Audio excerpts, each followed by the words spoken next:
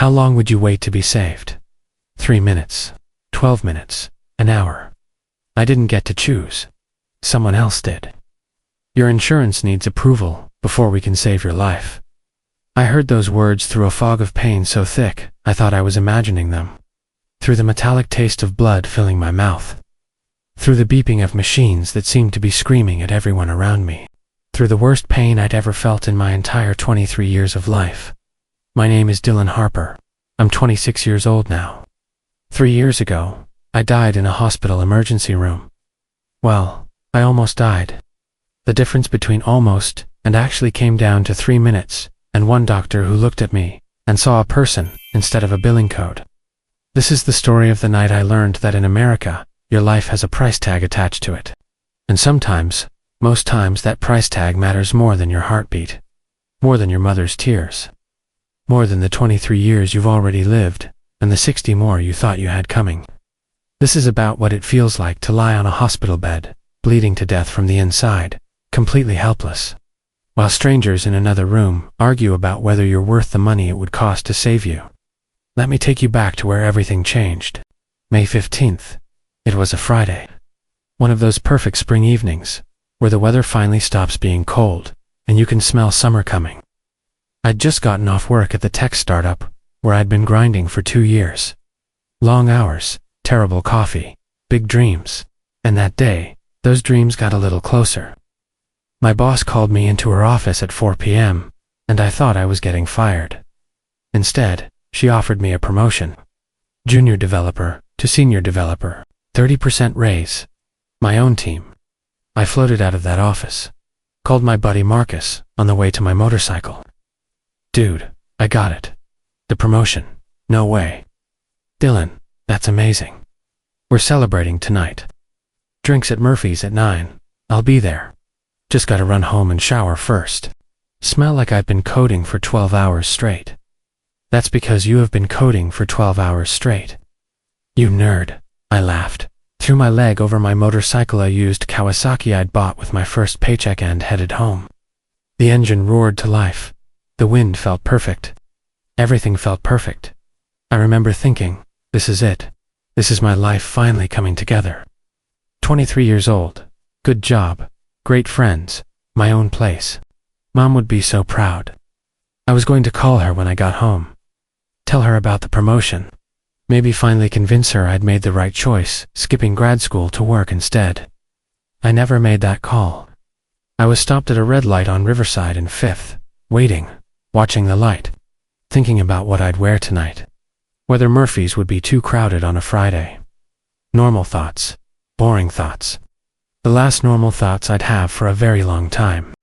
The drunk driver hit me from behind at 53 miles per hour. I know it was 53 because the police report said so. At the time, I didn't know anything except suddenly I was flying. Actually flying through the air like someone had launched me from a cannon. I don't remember landing. My brain must have shut that part off. Probably a good thing. What I remember is lying on the pavement, staring up at the streetlights that looked like they were underwater. Everything was blurry and wrong. The world tilted at an angle that made no sense. I tried to breathe and couldn't. It was like someone had wrapped steel bands around my chest and was squeezing, until I thought my ribs would crack. Actually, my ribs had already cracked. 6 of them. I just didn't know it yet. I tried to move, and pain exploded through my entire body. Not regular pain. Not like when you stub your toe or burn your hand on the stove. This was pain that felt alive. Pain that had teeth. Pain that was eating me from the inside. Don't move. Sir, don't move. Someone was above me. A stranger's face. Young guy, maybe my age, eyes wide with panic. I stopped. I saw it happen. Oh God, there's so much blood. Someone call 911. Blood. I looked down at myself and felt my stomach lurch. My leather jacket was shredded. My jeans were torn. And yes, blood. So much blood. On my clothes, on the pavement beneath me, on my hands when I tried to touch my chest. Where was it all coming from? Stay with me, okay? Ambulance is coming. Just stay with me. I wanted to tell him I was trying, that I wasn't planning on going anywhere. But when I opened my mouth, Only a choking sound came out. That's when I got scared. Really scared. I couldn't breathe right. I couldn't speak. I couldn't move without pain that made me want to scream. Something was very, very wrong.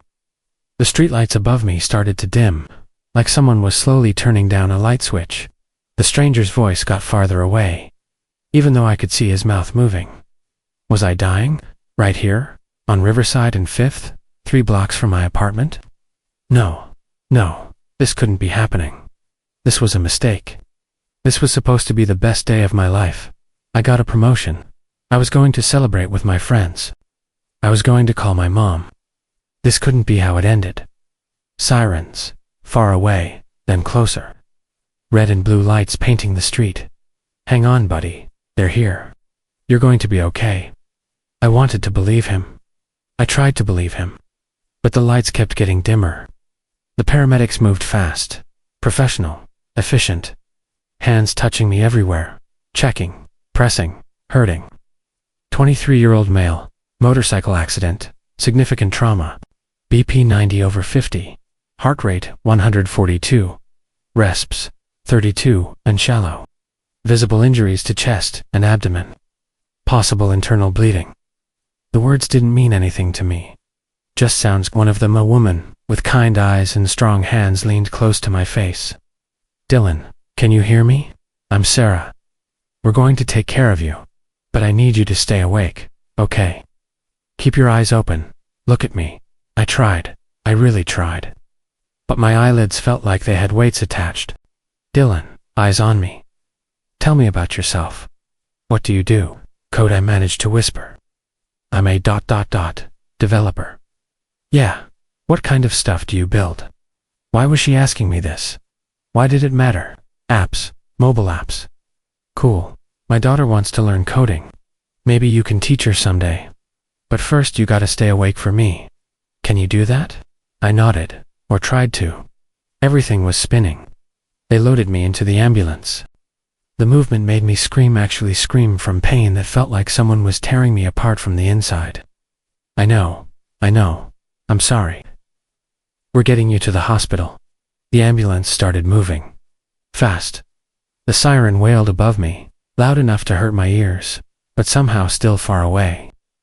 Sarah was doing things, sticking needles in my arm, strapping an oxygen mask over my face, cutting my clothes off, talking to someone on the radio in that same calm, professional voice, still dropping .85/48 now. ETA for minutes. I wanted to ask what was dropping, what those numbers meant, why everyone looked so worried, but breathing took all my energy. Every breath was a fight, like trying to inhale through a straw that someone kept making smaller and smaller. Dylan, stay with me. Don't close your eyes. But I was so tired, so incredibly tired. The ambulance turned a corner, and I felt something inside me shift, something wrong. Something that made pain explode through my abdomen like a bomb going off. I screamed again, couldn't help it. Pressure's dropping. 78/42. We need to move faster. Sarah's voice wasn't calm anymore. There was an edge to it now, an urgency that made my heart pound even faster. I was dying. I could feel it. Feel my body shutting down, piece by piece. Feel myself slipping away. Mom. I wanted my mom. I wanted to tell her I was sorry. Sorry I wouldn't be there for her anymore. Sorry she'd have to plan a funeral instead of celebrating my promotion. Almost there, Dylan. Hang on. Just hang on. The ER was bright. Too bright. Lights that stabbed into my eyes like knives. Voices everywhere. Shouting. Urgent. Scared, even though they were trying not to sound scared. Trauma Bay 3. Get the rapid infuser ready. Someone paged surgery. They transferred me from the ambulance gurney to a hospital bed, and the movement made me scream again. I was getting really tired of screaming, getting tired of pain, getting tired of everything. A new face appeared above me, an Asian woman with tired eyes and blood on her scrubs. Not my blood, someone else's. How many people were dying tonight? Dylan, I'm Dr. Cole. You were in a motorcycle accident. You're hurt pretty badly, but we're going to take care of you. Can you tell me where it hurts? Where did it hurt? Everywhere. My chest, my stomach, my legs, my head, everything hurt. Chest, I managed to gasp. Can't, ... breathe. She lifted my arm, pressed something cold against my ribs. I screamed, sorry. I know, Dylan, your lung collapsed. I need to put a tube in your chest to help you breathe. It's going to hurt. I'm not going to lie to you. But I have to do it, or you'll stop breathing completely. Do you understand? Collapsed lung tube in my chest. I didn't understand. I didn't understand any of this. 4 hours ago, I was getting a promotion. Now my lung had collapsed. Dylan, I need you to say you understand. Do it, I whispered. Just ... Do it. She moved fast. I felt pressure on my ribs. Then pain, oh God. The pain like she was drilling into me. Like she was stabbing me. I tried to scream but couldn't get enough air. My vision went gray at the edges. The room spun. Almost done there. Got it. Suddenly I could breathe. Not well, but better than before. Air moving in and out. Sweet air. Beautiful air. Good. That's good. Dr. Cole was looking at a screen, frowning. Pressures still dropping. 82/42. Where's that blood coming from? She pressed something else against my stomach, moved it around. Her frown got deeper. Significant free fluid in the abdomen. At least a liter. Probably liver lac. I didn't know what that meant. But from her face, it was bad. A nurse appeared next to me. Young, blonde, name tag that said Amy. She took my hand. Hey Dylan, I'm going to stay right here with you, okay? I'm not going anywhere. Her hand was warm, real, an anchor in the chaos. I held on tight. He needs surgery, Dr. Cole was saying to someone.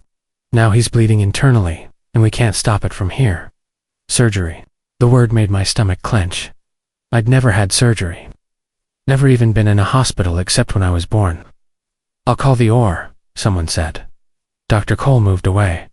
I heard her talking on the phone. Her voice kept rising, getting sharper. What do you mean you need authorization? He's dying right now. I don't care what the protocol is. Authorization. Amy squeezed my hand. When I looked at her, I saw tears in her eyes behind her mask. Why was she crying? I looked at the monitor next to my bed. Numbers that kept changing. 78/40. 76/38. Going down. Even I could tell they were going down. Am I dying? I asked Amy. She didn't answer right away. Just squeezed my hand tighter. Dr. Cole is one of the best doctors here. She's going to take care of you. That wasn't an answer. That was what you tell someone when you don't want to admit they're dying. I was dying. Right here, in this bright, loud emergency room. Surrounded by people trying to save my eye was dying.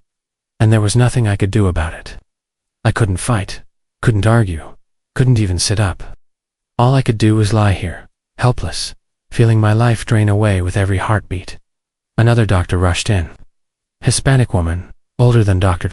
Cole, with intense eyes and blood-stained scrubs. She looked like she'd been fighting a war. Talk to me, she said to Dr. Cole. Dylan Harper, 23 motorcycle versus drunk driver. Multiple rib fractures. I placed a chest tube for tension pneumothorax. Grade 4 liver laceration, massive hemoperitoneum. He's bleeding out.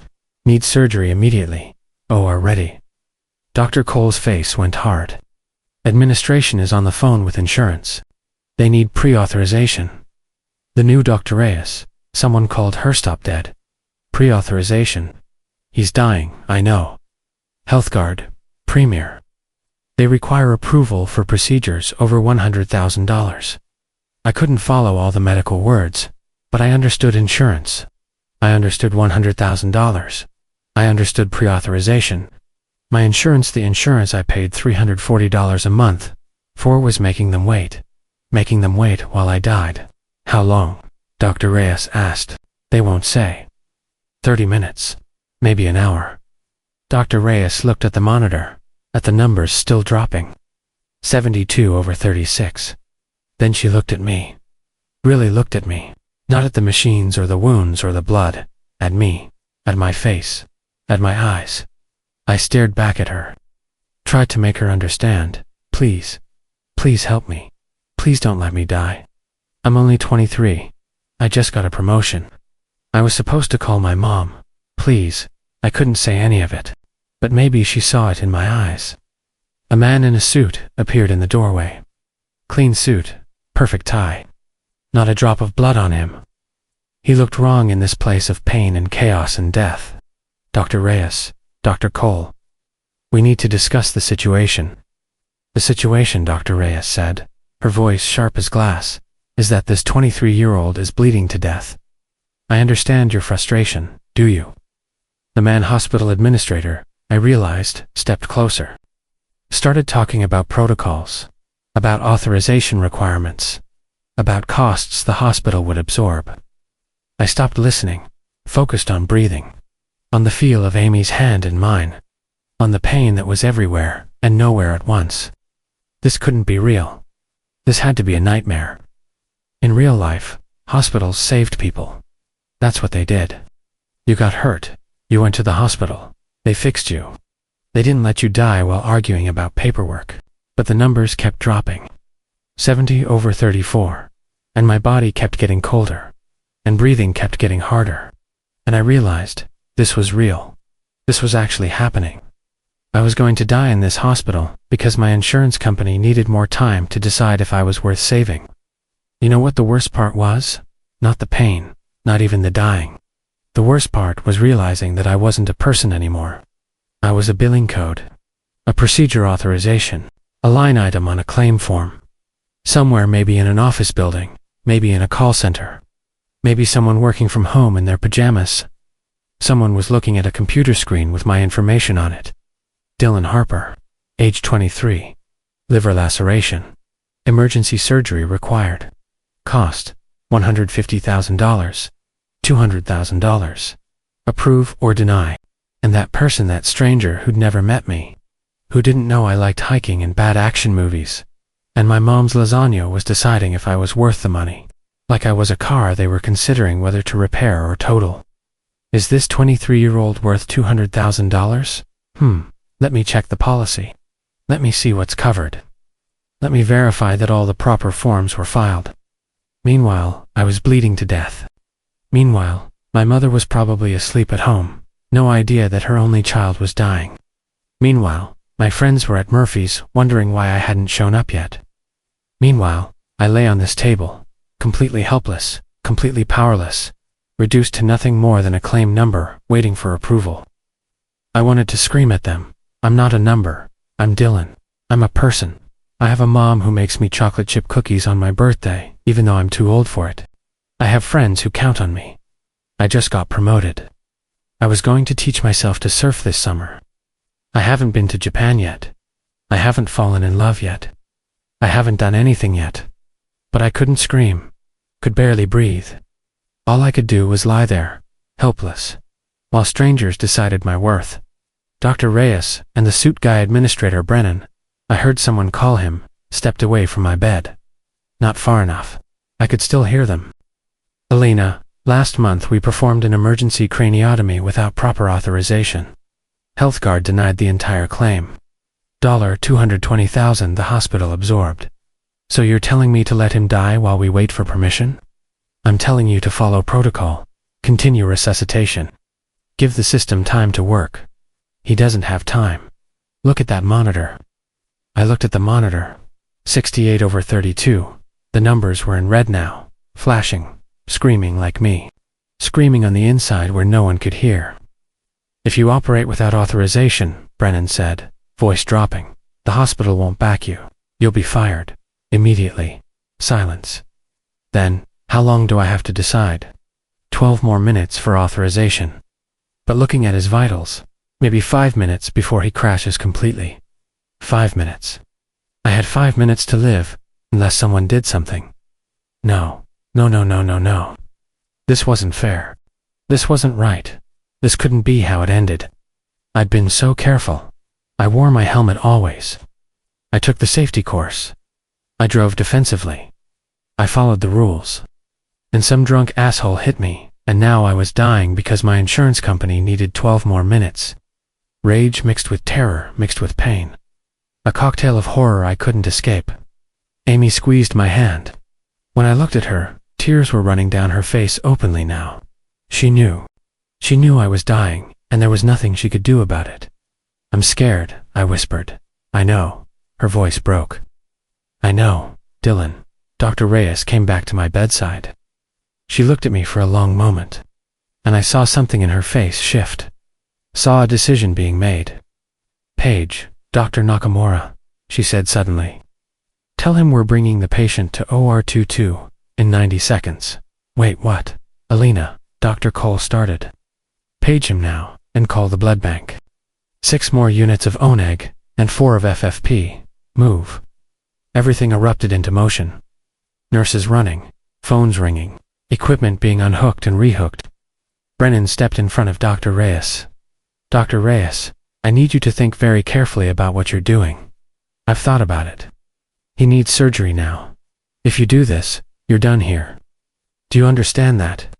Then you better call security. She turned to the nurses. Prepare him for transport. Let's move. Brennan grabbed her arm. Actually grabbed her. For God's sake, think about your family, your career. Is one patient really worth all of that? Dr. Reyes looked at his hand on her arm, then at his face, then at me. Yes, she said simply. He is. And I started crying. Couldn't help it. Tears running down my face, mixing with blood and sweat and God knows what else. She was saving me. This stranger was throwing away her career to save me. Now get out of my way, doctor, Reyes said. Or I'll have security remove you for interfering with emergency medical care. Brennan stepped aside, and they moved me. The hallway blurred past. Fluorescent lights overhead, too bright, moving too fast. Faces of staff stopping to stare. The wheels of the gurney rattling beneath me. Dr. Cole ran alongside, handbagging, me squeezing a bag to push air into my lungs, because my body couldn't do it well enough anymore. Dr. Reyes held the 4 bags high, her other hand on the gurney rail, face set with determination. Amy held my hand, still there, like she'd promised. You're going to be okay, she kept saying. You're going to be okay. I wanted to believe her. The elevator was taking forever. Every second felt like an hour. I watched the numbers change. 1, 2, 3. My numbers on the monitor kept changing too. 65 over 30. Going down, down, down. Come on, doctor, Reyes muttered. Come on. The elevator dinged. 4th floor. Surgical wing. They pushed me down another hallway. Through double doors. Into a room that smelled like disinfectant and fear. A doctor was waiting, Asian. Older. Kind eyes above a surgical mask. I heard, he said simply. Let's save him. Dr. Nakamura, the surgeon. Dylan, he said, leaning over me. I'm going to fix you. When you wake up, this will all be over. My mom, I managed to whisper. Each word was agony. Tell my mom, we will, I promise. Someone put a mask over my face. Different from the oxygen mask. This one smelled sweet and chemical. Count backward from 10 for me, Dylan. 10, ... 9, ... 8, ... Single quotes. The room started to fade. Everyone started to fade. My last thought, before the darkness took me. Please let me wake up. Please let me see my mom again. Then nothing. The nothing lasted forever, and no time at all. There were moments, flashes of awareness in the darkness. Pain. Intense, searing pain. Voices, pressures dropping. More blood. Clamp that. A sense of hands inside me.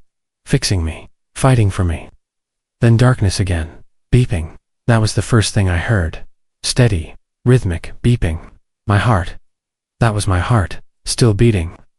I tried to open my eyes, but my eyelids were so heavy, like someone had glued them shut. Tried again. Light filtered in. Blurry. Bright white ceiling. Fluorescent lights. Different room. I was alive. The realization hit me like a physical thing. I was alive. My heart was beating. My lungs were breathing. I'd made it, Dylan. That voice. I knew that voice better than any sound in the world. Dylan, baby, can you hear me? Mom, I turned my head. Yvonne, that hurt hand, there she was. My mom, sitting beside my bed, holding my hand, tears streaming down her face. Mom, she broke. Just absolutely broke down crying. Kissed my forehead over and over. You're okay. You're okay. Oh God, Dylan, you're okay. I tried to smile, but my face didn't want to cooperate. There was something in my mouth. A tube, breathing tube, I realized dimly. A nurse appeared, not Amy, someone different. Welcome back, Dylan. You've been through quite an adventure. Just relax. That tube will come out soon. Mom held my hand like she was afraid I'd disappear if she'd let go. I didn't understand. How was I here? Last thing I remembered was the operating room. Counting backward. How long had it been? You've been in surgery for almost 3 hours, Mom said, reading my confusion. They fixed your liver. Gave you a lot of blood. You, ... Her voice broke again. You almost died, baby. You almost died, but I didn't die. I was here, alive, breathing. Seeing my mom's face. I squeezed her hand. Tried to tell her everything I'd been thinking in that ER. How scared I was. How I thought I'd never see her again. How sorry I was. But the tube wouldn't let me talk. So I just squeezed her hand and hoped she understood. She squeezed back. I know, baby. I'm here. You're going to be fine. They took the breathing tube out the next day. I could finally talk, though my throat felt like I'd swallowed glass. That's when Mom told me everything. About Dr. Reyes. About the insurance company. About the choice she'd made. She got fired, Mom said, voice shaking. She saved your life, and they fired her for it. Because she didn't wait for insurance approval. I couldn't process that. Why would they fire her for saving me? Because she broke protocol. Because the hospital might not get paid now. Because ... Single quotes. Mom's jaw clenched. Because the system is broken, Dylan. Because money matters more than people. I lay there trying to understand. A doctor, a stranger, had looked at me dying, and decided I was worth more than her job, more than her career, more than everything she'd worked for. For me, for someone she'd never met. Where is she? I asked. I don't know. They escorted her out of the hospital yesterday morning. I tried to get her contact information, but they wouldn't give it to me. We have to find her. We have to thank her. We will. I promise. We will.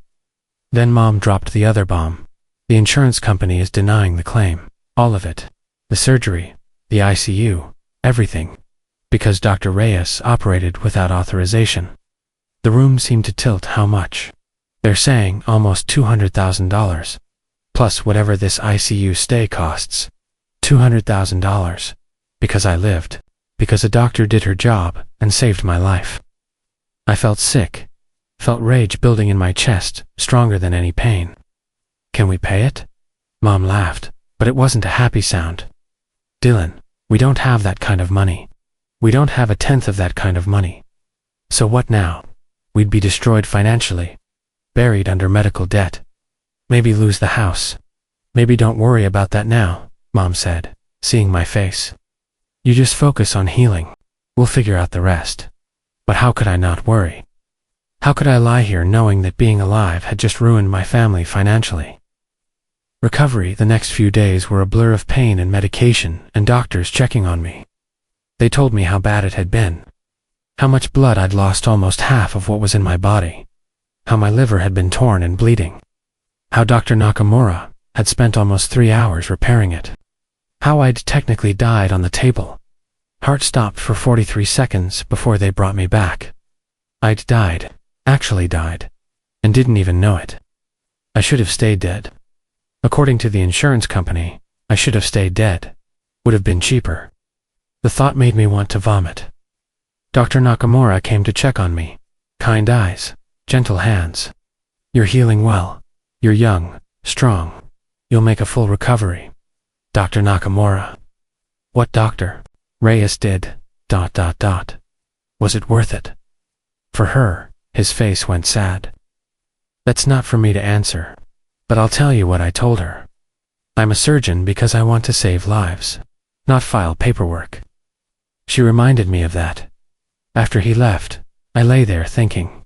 Dr. Reyes had saved my life. And it had cost her everything. How did I live with that? How did I wake up every day knowing someone had sacrificed their career for me? The story leaked by the end of the week. Doctor fired for saving dying patient.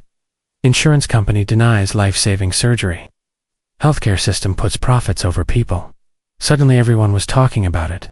About me. About Dr. Reyes. About the broken system. Reporters tried to get into my hospital room. Hospital security had to chase them away. They called Mom's phone constantly. My story went viral. Videos online. News segments. Think pieces. Everyone had an opinion. But I didn't want opinions. I didn't want to be famous. I didn't want to be the face of everything wrong with American healthcare. I just wanted to heal. I wanted to find Dr. Reyes and thank her. I wanted my life back. Going home, they discharged me after 8 days. 8 days that cost, according to the bill Mom tried to hide from me, $287,000. $287,000 to be alive. We couldn't pay it. Not in a million years. The hospital was working with us on a payment plan. But what did that even mean when you owed more than $250,000? Mom drove me home in silence. I watched the streets pass by. Normal people doing normal things. Going to work, meeting friends, buying coffee. They had no idea how close I'd come to never doing any of that again. We passed Riverside and 5th, the intersection where it happened. Someone had left flowers there. For me, I realized. A stranger had left flowers at the place I almost died. I started crying and couldn't stop. 3 weeks after I got home, the news broke. HealthGuard Premier was suing Dr. Reyes. My insurance company, the company I'd paid every month, was suing the doctor who saved my life. For deliberately circumventing established coverage protocols. For creating financial liability through unauthorized medical intervention. They wanted $192,000, plus legal fees, from her personally. I threw up when Mom told me. Actually ran to the bathroom and vomited. This couldn't be real. This couldn't be happening. They wanted to punish her for saving me. They wanted to destroy her for doing her job. I have to do something, I told Mom. I have to help her. How? We can't even afford our own bills. I don't know, but I can't just, I can't let this happen. It took 6 months to track her down. She'd disappeared after being fired. No social media. No contact information. The hospital wouldn't tell us anything. Finally, Mom found someone who knew someone who'd heard Dr. Reyes was working at a free clinic on the east side. I went there on a Tuesday morning. Still had pain sometimes, especially when it rained. Scars across my stomach that would never fully fade. Reminders. The clinic was in a rough neighborhood. Building that needed paint. Parking lot full of potholes. Waiting room crowded with people who looked tired and poor and desperate. This was where Dr. Reyes ended up. After 11 years at a prestigious hospital, after being one of their best doctors, after saving countless lives, this was what she got. Because she saved me. I sat in that waiting room for 2 hours. Watched her move between patients. She looked tired, older than I remembered. But when she smiled at a scared kid getting a shot, when she held an elderly woman's hand while explaining medication, her face lit up with the same kindness I'd seen in the ER. She was still a doctor, still healing people, despite everything. Finally, I walked up to her between patients, Dr. Reyes. She looked at me. Took a second to recognize me. I looked a lot better than last time she'd seen me. Then her eyes went wide. Dylan, I couldn't speak. Everything I'd planned to say vanished. I just stood there, this 23-year-old kid, staring at the woman who'd given up everything for him. I wanted you to see, I finally managed, that it was worth it. Her eyes filled with tears. It was, she said quietly. It absolutely was. I pulled out an envelope, handed it to her with shaking hands. I wrote you a letter. I'm in grad school now. Biomedical engineering. I'm going to build systems that make what happened to me impossible. Technology that takes these decisions away from insurance companies and gives them back to doctors. I'm going to spend the rest of my life making sure no other doctor has to choose like you did. She took the envelope, tears spilling down her cheeks now. You gave me my future, I said. I won't waste it. I promise. We stood there in that run-down clinic waiting room, both crying, while people pretended not to stare. Thank you, I whispered. Thank you for seeing me as a person. Thank you for deciding I was worth saving. She hugged me then, tight, like she needed to make sure I was real. You were always worth saving, Dylan, always. I'm 26 now. Finished my bachelor's, halfway through my master's. I've built 3 prototypes of an AI system that can override insurance denials in life-threatening emergencies. Give doctors back control of medical decisions. It's not perfect yet, but it's coming. The lawsuit against Dr. Reyes was eventually dropped. Too much bad publicity. But she never got her old job back. Still works at that free clinic. Makes 1/3 of what she used to make. I visit her sometimes. Bring her coffee. Tell her about my progress. She always asks the same question. Are you happy, Dylan? And I tell her the truth. I'm alive. Because of you, I'm alive. And I'm making it count. My message, if you're reading this, I need you to understand something. This isn't just my story. This happens every single day in America. People dying while insurance companies process claims. Doctors forced to choose between patients and paychecks. Families destroyed by medical bills because someone dared to live. I was lucky. I had a doctor brave enough to break the rules. But how many people aren't lucky? How many Dylans are dying right now while waiting for approval? I was lying in that hospital bed, bleeding to death, and someone somewhere was looking at my life like a math problem, like a cost-benefit analysis. Is this 23-year-old worth $200,000? Not. Is this person worth saving? Not. Does this human being deserve to live? Just, what's the price tag? Is it worth it? I became a number that night. A billing code. A claim to approve or deny. And if Dr. Reyes hadn't looked at me and seen a person, instead I'd be dead. That's the system. That's American healthcare. You can do everything right. Pay your premiums. Follow the rules. Be a good person. And still die because the paperwork takes too long. Still die because someone in a call center decides you're not worth the money. Still die because profit matters more than breathing. So here's what I want to know. If it was you in that hospital bed, what would you want? Would you want the doctor to follow protocol? Wait for approval? Let you die because the forms weren't filled out yet? Or would you want them to break the rules and save your life?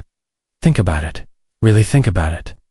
Because one day it might be you, or your mom, or your kid, or someone you love more than anything in the world. And when that day comes, do you want a system that treats them like a person, or a number? I know which one saved my life. And I know which one I'm going to spend the rest of my life fighting to change. My name is Dylan Harper. 3 years ago, I became a number. One doctor decided I was more than that. This is my story, and it's not over yet. If this story scared you good, hit that like button, because fear is what makes us pay attention. I'm sharing this because I survived. But thousands of people every year don't. They die waiting for approval. Die because paperwork took too long. Die because someone decided they weren't worth the cost.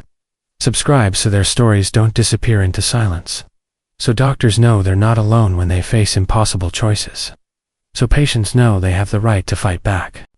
My question for you is simple but important. Would you sacrifice your career to save a stranger's life? Really, think about it. Then comment below. Because understanding what Dr. Reyes did for me starts with asking yourself, could I do the same? There's no wrong answer, just truth. And I want to hear yours. Thank you for watching this all the way through. Thank you for not looking away when it got uncomfortable.